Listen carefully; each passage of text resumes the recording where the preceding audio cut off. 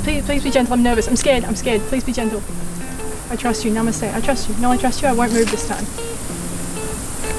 Subscribe. Hey you guys, it's Phoebe here from Little Grey Box with Matt behind the camera. We are in Australia, in Queensland, exploring our beautiful hometown of Brisbane. Because following on from last week's episode, we are showing you some of the very best things to eat, see, and do.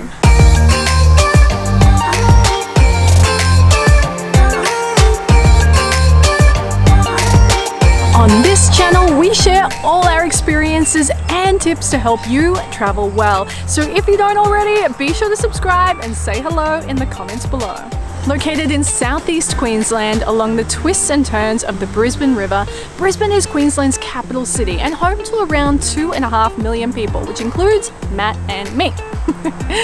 Now it is a great hub for amazing food. There's plenty of good local produce to try. We have some great craft beers and wines. There's plenty of cultural experiences and outdoor activities. Now typically Brisbane boasts some beautiful sunny days. Today's a bit overcast, but that is not going to stop us. So let's get out there and have some fun. But it's hard when I am running back to. Our first stop is here in West End on Vulture Street at a place called Miss Bliss. Now this place is known for its acai bowls, which are my favourite, one of my favourite things to have for breakfast. But they also do classic hot favourites too. So Matt's got some scrambled eggs there. I've got the coconut milk latte. It's quite busy and quite noisy along this main street, but it's a really great place to start the day. So let's dig in and give this a try. Yum, this is my dream. Look at all that good Queensland fruit. That's really good. West End is one of Brisbane's more quirky bohemian neighbourhoods, and it is a favourite among students. I know when I was younger, I really wanted to live here. Now, if you come here, you want to visit along Boundary Street. There's some great rooftop spots and plenty of good places to try amazing local food. But there are also some amazing markets too. You've got the Boundary Street markets, which happen every week, and the Davies Park markets, which go down every Saturday at Davies Park. Our next stop is here at Lone Pine Koala Sanctuary. Now this place is actually really close to Brisbane CBD. It's a short, maybe 20-minute drive, so you could definitely catch an Uber to get out here, and it is the perfect spot to see some of our local Australian wildlife without having to venture too far. Let's go inside and have a look around.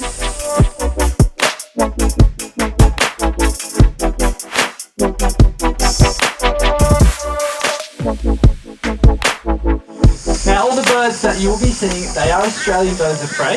Here at Lone Pine, we do like to fly our birds quite low. This afternoon, hopefully, right over the tips of your head. If you're lucky enough, you might even get a feather or a wingtip brush past your head.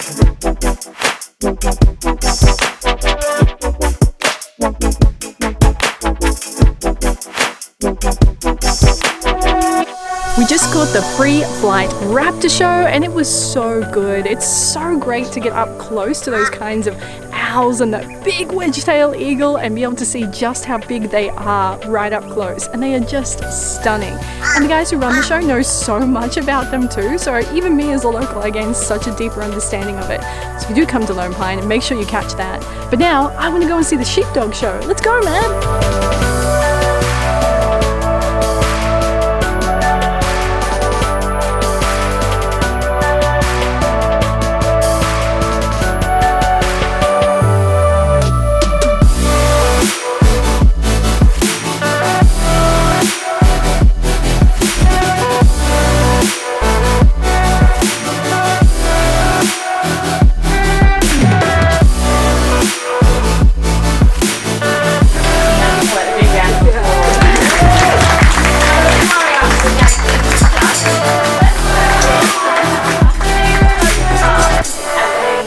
So cool. We're in the open air feeding area for kangaroos, and look at this beautiful lady. Now I don't know if you guys can see her belly here, but you might just be able to notice a funny little shape hanging out of her pouch, and that will actually be her beautiful baby Joey, which I am really hoping to get a glimpse of. But this lovely lady is so gentle. I've got some roo food I picked up from the general store, but she's had enough food, I think. She's just keen for a little ear scratch And maybe just some positive affirmations about how beautiful you are, Queen.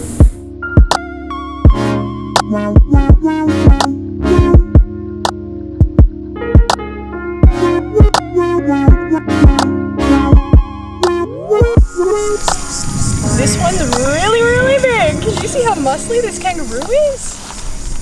Oh my goodness. He could definitely take me in a fight. I'm terrified of that one. Is they have a big focus on conservation, education and research. So you can see that in places like this roof feeding area, for example. They have spots they can go to get away from humans when they've had enough. You know, in different parts of the exhibits, you've got information about the breeding cycles. They're trying to help animals that have been injured and need their support, you know, that they can't thrive in the wild, that kind of thing. And there are lots of school groups here too, so it's really cool to see lots of the little ones learning about just how important our flora and fauna really are. You have been working out. This is my favorite area we visited so far. This is the koala forest. We're really close to the koalas, but of course a safe distance away. We're not intervening with them and what they're doing. And they are such beautiful animals. My heart just swells with Aussie pride when I see them. I just love them so very much. Now koalas like these ones, they are gonna feast on those eucalyptus trees with beautiful leaves that the guys here at Lone Pine have put out for them. I just saw them bring them out fresh and these koalas were just jumping on them. They're so happy and healthy. And they will sleep for roughly around 20 hours a day. Same. They're really living the dream, aren't they?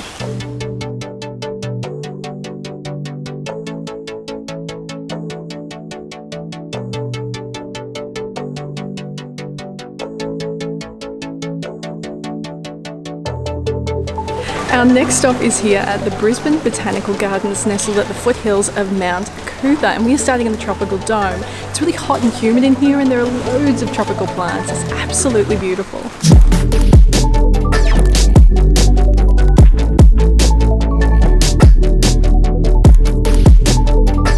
At 287 metres above sea level, Mount Cootha, where we're standing right now, is the highest peak in Brisbane, forming part of the Taylor Range. Now before settlement, it was home to the Yagara people, who would come up to Mount Cootha to collect honey, and the name Mount Cootha actually means Honey Mountain. Nowadays, it's just a really great viewpoint, and they've got the Summit Cafe up there so you can grab a bite to eat and a drink and enjoy those $1 million views. And it really is the place to come for sunrise or sunset.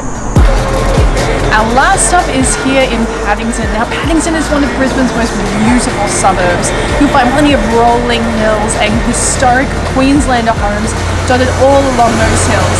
It is lush and green, and it's an area where it comes alive when the jacarandas bloom. It's just stunning. But you guys, I am starving, so we have come to Gnocchi Brothers.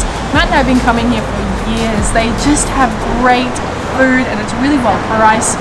Look at this gnocchi. My mouth is watering, so I have got the spicy tomato black olive plant-based version and it looks amazing. It smells so good. Okay, that's really good. It's really nice and spicy. Sauce is really thick and creamy and rich, and those gnocchi are cooked perfectly. Nice and a little bit chewy to the tooth, but so soft and pillowy. Yes. Good morning, you guys. It is a beautiful day today. This is one of those classic Brisbane days. It's lovely and warm. Skies are blue, puffs of white clouds everywhere. So we're going to go and get a cold drink and then we're going to head right in here behind me to New Farm Park.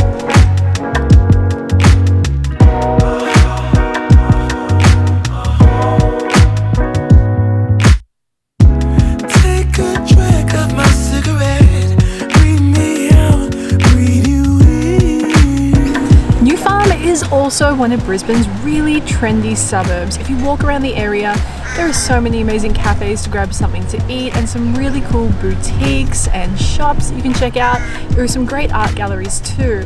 And it's actually one of Brisbane's oldest suburbs. It was founded in 1827 by Patrick Logan when he founded an actual farmyard. It is one of Brisbane's oldest, grandest and largest parks, and it's very popular on the weekends, as you can see. Now if you do come here on a weekend, we are here on a Sunday, but if you come here on a Saturday, you want to check out the jam-packed hours markets. They go down from about 6 a.m. to midday every Saturday, and that's where you can pick up some gorgeous local fresh produce and nibblies and then come over here for a little bit of a picnic by the water.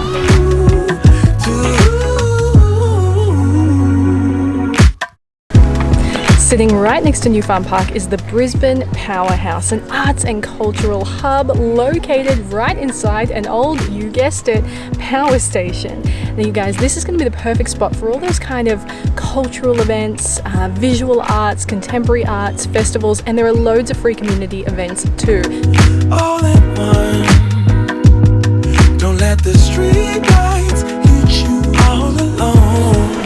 The James Street precinct is definitely one of Brisbane's upmarket neighbourhoods with a curated mix of over 130 specialty stores, including art galleries, design showrooms, award-winning restaurants, fashion boutiques, cafes, bars and more, you guys.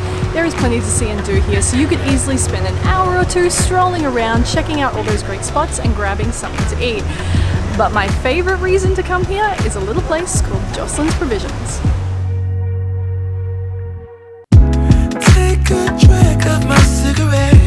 Breathe me out, breathe you in. They do the best things like sour cream cakes and just things that just make your mouth water. Look at this cupcake. I'm just gonna go all in. This could be, oh wait, I was gonna bite into it and then I have this image of that being on the internet forever. Oh my god. That is so good. You know it's dangerous to go alone.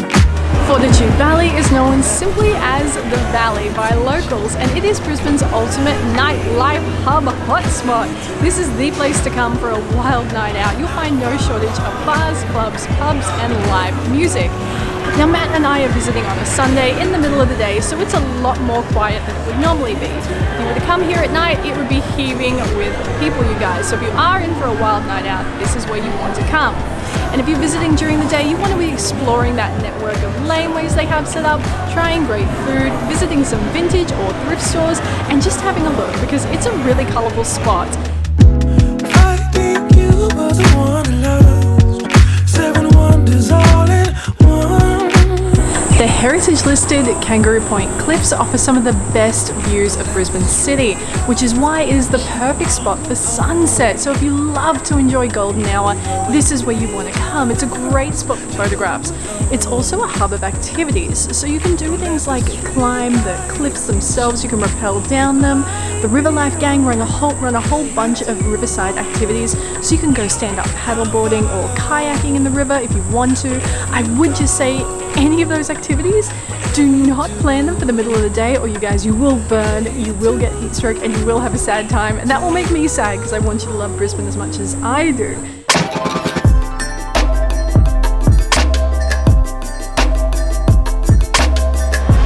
With over 180 dining and entertainment shipping containers, Eat Street is the perfect place to end the day, you guys. We've just done a whole lap of the market and there is so much going on here. There is every type of cuisine you can think of, some amazing bars, lots of local goodies, there's also shops, there's live music, dogs are welcome. I guess if you're visiting from overseas you won't have a dog. But no matter what you're into, if you come here you will find something that is sure to fill your belly and leave you happy. Now it is only open on Fridays, Saturdays and Sundays, and there is a $3 entry fee per person, not for anybody under 12 but for anybody older. So make sure that you have some cash with you. I did think I saw some ATMs outside though, but it would be easier if you just had that cash with you. But I am so hungry. Let's go find something to eat, man.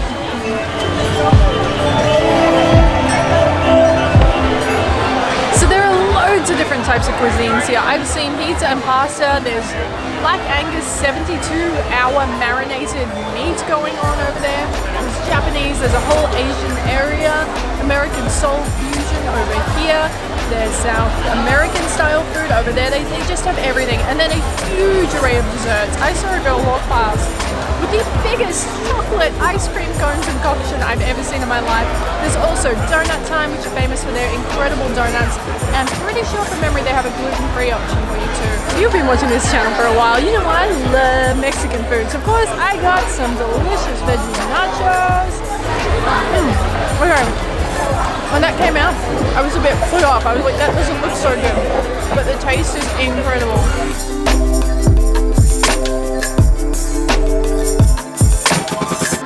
Alright you guys, that brings this episode to a close. I really hope you enjoyed watching it and you got some great tips for your visit to Brisbane.